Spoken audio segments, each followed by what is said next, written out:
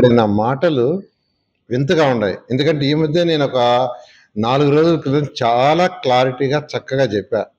ఏమని?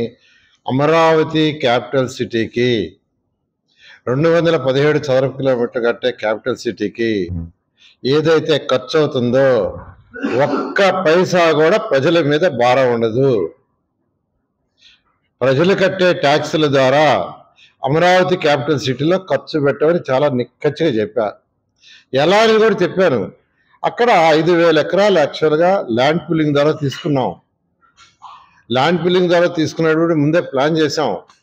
ఎన్ని ఎకరాలు మనకు నెట్ మిగులుతుంది? దాదాపు 8,000 ఎకరాలు ఉంది. అందులో ఒక 3,000 ఎకరాలు గ్రీన్ అండ్ బ్లూ పోయింది. గ్రీన్ అండ్ బ్లూ పోతే 5,000 ఎకరాలు నెట్ ఉంది. ఈ 5,000 ఎకరాల్లో సుమారుగా ఒక 1000 నుంచి 1200 ఎకరాలు డిఫరెంట్ నేషనల్ ఇన్స్టిట్యూషన్ ఇంటర్నేషనల్ పిలుస్తున్నాం. విట్ కావచ్చు, ఎస్ఎంఆర్ కావచ్చు, అమృతమే కావచ్చు, ఇలా పెద్ద పెద్ద 5 స్టార్ హోటల్స్, పెద్ద పెద్ద స్కూల్స్, కాలేజీలు, అనేక ఇండస్ట్రీస్ వాళ్ళు ఇన్వైట్ చేస్తున్నాం. ఎగ్జాంపుల్ ఎల్ఎన్టీ వాళ్ళు కంబైన్డ్ స్టేట్లో ఫస్ట్ హైటెక్ బిల్డింగ్ కట్టింది హైదరాబాద్లో. వాళ్ళు వచ్చారు, సార్ కంబైన్డ్ స్టేట్లో హైటెక్ బిల్డింగ్ కట్టాము, ఆ తర్వాత హైదరాబాద్ మొత్తం డెవలప్ అయింది. అదేవిధంగా ఈ ఆంధ్రప్రదేశ్లో కూడా ఒక హైటెక్ బిల్డింగ్ కడతామన్నారు. దానికి కూడా ముఖ్యమంత్రి గారు ఇమీడియట్గా 10 acres ల్యాండ్ శాంక్షన్ చేశారు. ఇలా ఒక 1000 నుంచి 1200 ఎకరాలు డిఫరెంట్ నేషనల్ ఇంటర్నేషనల్ ఆర్గనైజేషన్ ఇస్తున్నాం. మిగిలిన ల్యాండ్ని పక్కన పెట్టి పెడుతున్నాం. దాన్ని అమ్మటంలా దాని యొక్క వాల్యూ బాగా వచ్చినప్పుడు అమ్మదలుచుకున్నాం. దాని విలువ బాగా పెరిగినప్పుడు దాన్ని అమ్మదలుచు ఇప్పుడు పెరుగుతుంది. అక్కడ రోడ్లు, drains, electrical lines, cables, sewerage lines, storm water, walking path, cycling path, greenery, పార్కులు అన్ని డెవలప్ అయితే ఆటోమేటిక్ దాని వాల్యూ పెరుగుతుంది. పెరిగినప్పుడు దాన్ని అమ్మితే అక్కడ ఖర్చు ఎంత అవుద్దో అంత అవుతుంది. ఈరోజు దాదాపు 64,000 కోట్లకి అడ్మినిస్ట్రేటివ్ అప్రూవల్ తీసుకొని టెండర్లు పిలవమని అధికారులకు ఇచ్చాం. వాళ్ళు ఆల్మోస్ట్ 50,000 కోట్లు పిలిచేశారు. ఇవాళ నుంచి ఓపెన్ చేసి ఆర్డర్స్ కూడా ఇస్తున్నారు. చాలా చక్కగా ముఖ్యమంత్రి గారు ప్లాన్ చేశారు. ఒక్క పైసా ప్రజలు కట్టే ట్యాక్సుల నుంచి అమరావతి రాజధాని ఖర్చు పెట్టకూడదు నారాయణ అని చెప్పాడు. ఎలా అంటే సెల్ఫ్ సఫిషియెంట్ కావాలి. అదేవిధంగా డిజైన్ చేశాం. అలా రకరకాల బడ్జెట్లో ముఖ్యమంత్రి గారు ఒకటి చెప్పారని. ఏముందండి బడ్జెట్లో? అమరావతి రాజధానికి 6,000 కోట్లు పెట్టారు. 6,000 కోట్లు ఎక్కడ వస్తుంది? అట్కో లోన్ ఇస్తుంది, ఏడీబీ ఇస్తుంది, వరల్డ్ బ్యాంక్ ఇస్తుంది. ఈ ఇయర్కి 6,000 కోట్లు దాంట్లో పెట్టారు. అవసరమైతే ఇంకా ఎక్కువ ఇస్తామన్నారు. ఈ విధంగా ఈరోజు అమరావతి రాజధాని జగన్మోహన్ రెడ్డి గారు బాగా తెలుసుకోవాలి. It is a well plan. Financial గా చాలా చక్కగా ప్లాన్ చేసాం. వాళ్ళలాగా ఒక డిపార్ట్మెంట్ డబ్బులు తీసుకుని ఇంకో దాంట్లో వేసేసి 15th ఫైనాన్స్ కూడా తీసుకుని డైవర్ట్ చేసి అలా చేయటంలా చాలా చక్కగా ముఖ్యమంత్రి గారికి అనుభవంతో చెప్పి మాకు సజెషన్స్ ఇస్తుంటే ఆ డైరెక్షన్లో పోతున్నాం. కాబట్టి రాష్ట్ర ప్రజలందరికీ మరొకసారి చెప్తున్నాను, ఈ వైసీపీ నాయకులు చెప్పే మాటలు వినొద్దు. మొన్న ఈ మధ్య 10,000 సాక్షి పేపర్లో చదరపడికి 10,000 వేశారు. ఆ 4,600 విలాస్ జడ్జిలకి, మినిస్టర్లకి, ప్రిన్సిపల్ సెక్రటరీకి కట్టే 4,600 అవుతుంది. అది 2 floors. అయితే వాళ్ళకి ఎక్స్ట్రాగా సీసీడీ కెమెరాలని, ఇంట్లో ఫర్నిచర్ అని, ఇంట్లో మళ్ళా టీవీలు, వీటన్నిటికి కలిస్తే కొంత అవుతుంది. అందులో కూడా స్క్వేర్ ఫీట్ ఏరియా తగ్గించి రేట్ పెంచారు. నిజంగా దారుణం. అన్ని ఎస్ఎస్ఆర్ రేట్ ప్రకారం పోతున్నాం, మేమేం పోవట్లా. అందులో ఈపీసీ కూడా అది యాక్చువల్గా ఐటమ్ మోడల్, టెండర్ పిలిచింది ఐటమ్ మోడల్. వాళ్ళు అన్ని ఐటమ్స్ తీసుకొచ్చి పెడితే ఎస్ఎస్ఆర్ రేట్ ప్రకారం డబ్బులు ఇస్తాం. కాబట్టి ఎక్కడ చాలా క్లారిటీగా క్లియర్గా చేస్తున్నాం, ఎక్కడ అవకతవకలు చేయట్లేదు. బట్ ఇంటర్నేషనల్ స్టాండర్డ్ కావాలి, ముఖ్యమంత్రి గారు ఆదేశించారు. ఇంటర్నేషనల్ స్టాండర్డ్లో వచ్చేదిగా చక్కగా చేస్తున్నాం. మరొకసారి రాష్ట్ర ప్రజలందరికీ మరొకసారి చెప్తున్నాను, ప్రజలు కట్టే సొమ్ములో అంటే ఈ ట్యాక్స్ కావచ్చు, హౌస్ ట్యాక్స్ కావచ్చు, వాటర్ ట్యాక్స్ కావచ్చు, జిఎస్టీ కావచ్చు, దాని నుంచి ఒక్క పైసా కూడా అమరావతి రాజధాని ఖర్చు పెట్టము. ఎవరు చెప్పినా నమ్మొద్దు. వైసీపీ నాయకులు చెప్తే అసలు నమ్మొద్దు. ఎలా చేస్తారంటే లోన్స్ తీసుకుంటున్నాం, హడ్కో loan, World Bank loan, ADB bank loan. ఆ లోన్లతో కడుతున్నాం. ల్యాండ్ వాల్యూ పెరిగిన తర్వాత దాన్ని అమ్మేసి తీరుస్తున్నాం.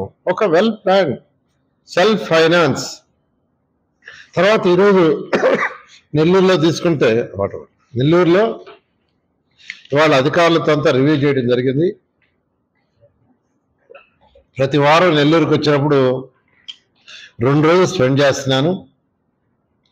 అంతకుముందు పన్నా బ్రిడ్జి అవతలకి నేషనల్ హైవే రోడ్డు పోతూ ఉంటే అక్కడ కొంతమంది ఇళ్ళు తీసేశారు. ఎప్పుడు తీసేశారు? ఆ గవర్నమెంట్ వాళ్ళు కొట్టారు.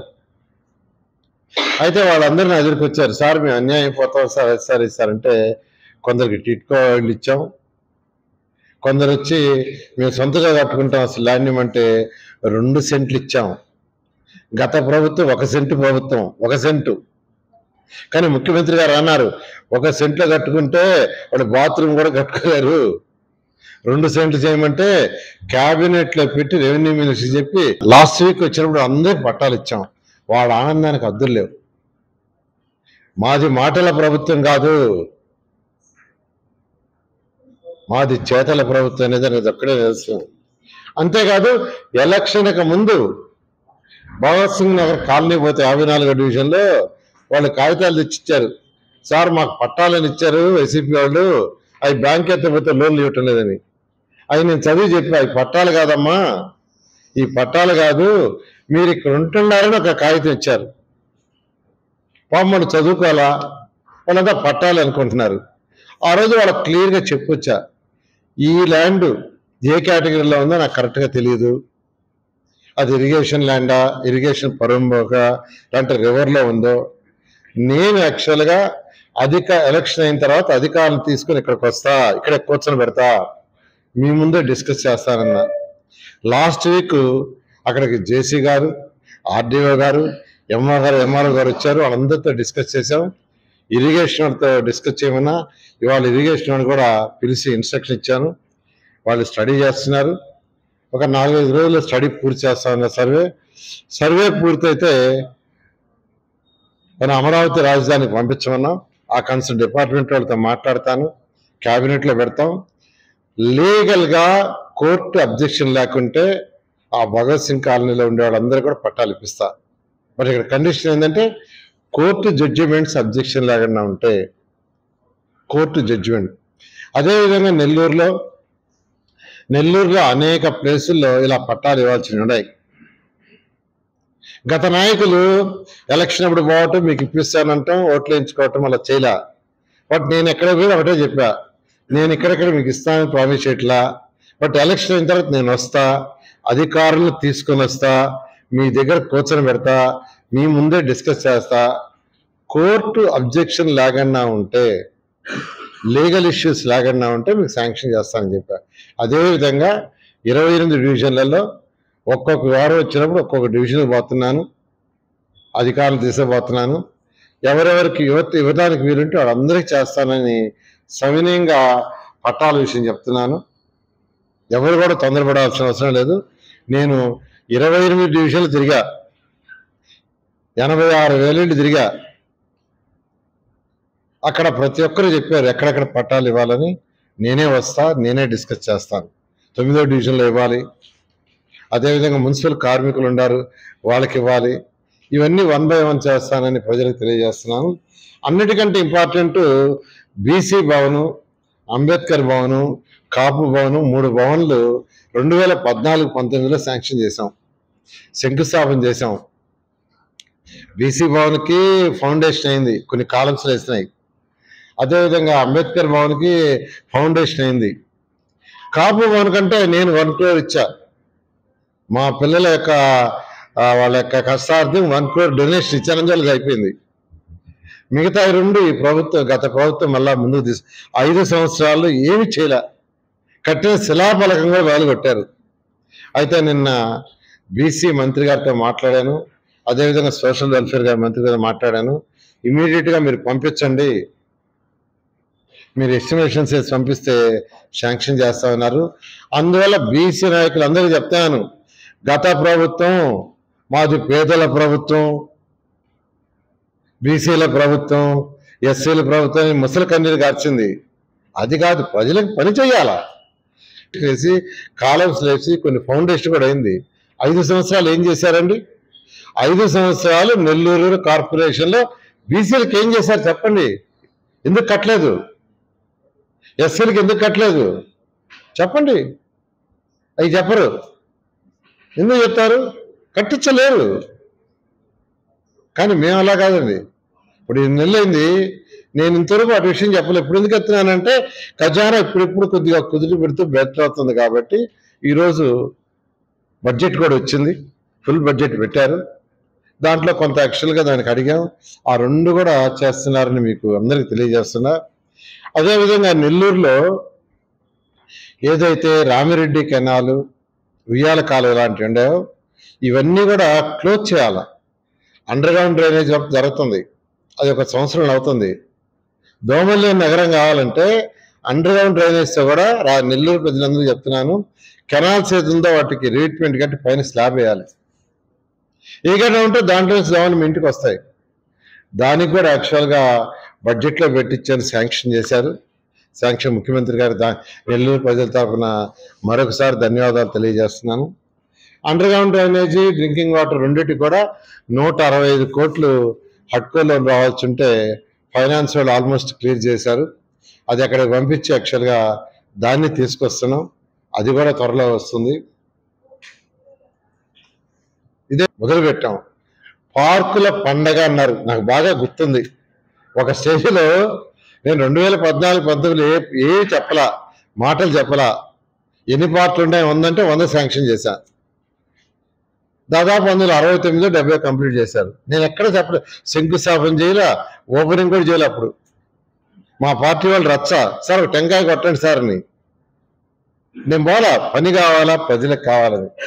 కానీ గత ప్రభుత్వం పార్కుల పండగ అని పేరు పెట్టారు. ఏమైంది? పెట్టిన జిమ్ పోయింది, జిమ్ ఎక్విప్మెంట్ పోయింది, ప్లే ఎక్విప్మెంట్ పోయింది. ఇప్పుడు అన్ని పార్కుల్లో 100% హై క్వాలిటీ ఆఫ్ ఎక్విప్మెంట్ ఇస్తున్నాం. కొన్ని పార్కుల్లో యాక్చువల్గా నేను చూసే ఒక వీడియో, పిల్లలు గంతులేసి వాళ్ళ ఆనందానికి హద్దులు లేవు. Really I'm very happy. అదేవిధంగా నెల్లూరులో ఉన్న అన్ని స్కూళ్ళల్లో యాక్చువల్గా వాళ్ళకి ప్లే ఎక్విప్మెంట్ అది ఇస్తున్నాం. అర్బన్లో 48 స్కూల్స్ ఉన్నాయి, రూరల్లో 54 స్కూల్స్ ఉన్నాయి మొత్తం. ఇవాళ ఎడ్యుకేషన్ డిపార్ట్మెంట్ వాళ్ళు పిలిపించాను, ఎంఈని తర్వాత వచ్చి డిఓ అని. వాళ్ళ దగ్గర డీటెయిల్స్ తీసుకున్నా, ఇంకా కొన్ని డీటెయిల్స్ కావాలి పంపించా. ఈచ్ స్కూల్లో ఎంతమంది పిల్లలు ఉన్నారు, ఎన్ని క్లాస్ రూమ్స్ ఉన్నాయి. నాకు రేపు మధ్యాహ్నం 3 గంటలకు ఎత్తుకురమ్మన్నా. నేను మాట చెప్పలేదండి, పని చేస్తుండా. ఈచ్ స్కూల్లో ఎన్ని క్లాస్ రూములు, ఎంతమంది స్టూడెంట్స్, ఏం చేయాలా. ఒక్క స్కూల్ అంటే ఒక్క స్కూల్ కూడా నెల్లూరు టౌన్లో ముయ్యను, మెర్జ్ చేయను. వాళ్ళు ఏదైనా మూసేసి ఉంటే దాన్ని ఓపెన్ చేస్తా. విఆర్ఐ స్కూల్ నేను చదువుకున్న స్కూల్. 1979లో అదే కాలేజీలో పార్ట్ టైం లెక్చర్గా చేరితే ఆ రోజు 6500 మంది స్ట్రెంత్ ఉన్నారు. ఈరోజు 65 మంది లేరు. ఆ స్కూల్ బ్రహ్మాండమైన స్కూల్, దాంట్లో అడ్మిషన్ దొరికే కాదు, అట్లా స్కూల్ మూసేశారు. మళ్ళా దాన్ని ఓపెన్ చేస్తున్నా. ఎలక్షన్స్ ముందు చెప్పా, ఈ స్కూల్ మళ్ళా ఓపెన్ చేస్తాను, దీంట్లో 2000 మంది పేద విద్యార్థులు చదివే విధంగా చేస్తా. High quality of education. అది కూడా సర్వేపల్లి కాలువ కట్ట, కన్నా కట్ట, జాఫర్ కట్ట మీద ఉండే పిల్లలకే అడ్మిషన్స్. అదేవిధంగా కొన్ని స్లమ్స్ ఏరియాలు ఉన్నాయి, ఆ పిల్లలకి ఉదయం breakfast free, lunch, evening snacks, bus transport free. Education minister గారితో మాట్లాడాను, ఆయన కూడా గోహెడ్ అన్నారు. ఈ విధంగా రాష్ట్రంలో అక్కడక్కడ కొన్ని చేయాలన్నారు.